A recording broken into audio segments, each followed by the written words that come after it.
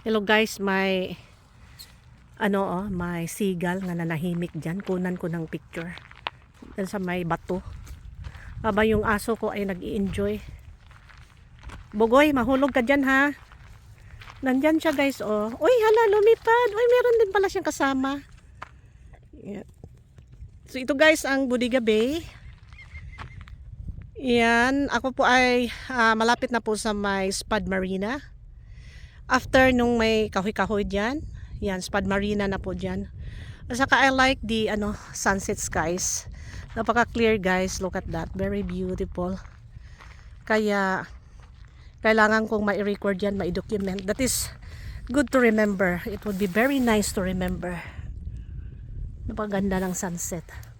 Tapos ang tubig guys, medyo mataas na siya, papunta na ng high tide.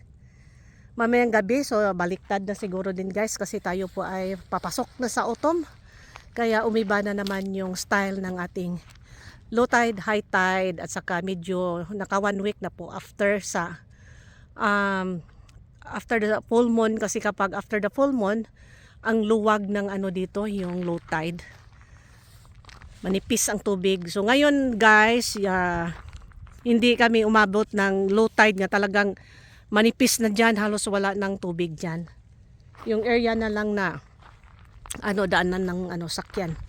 Bugoy, halika na, don't go there. Yung aso kong si Bugoy. Go back there, Bugoy. Go back. Alright guys, I hope you enjoy our vlog today. Take care guys, see you on the next one. Bye bye you. Look at si Maichi, nanggara. Dali day Maichi. Come on, Day, come on.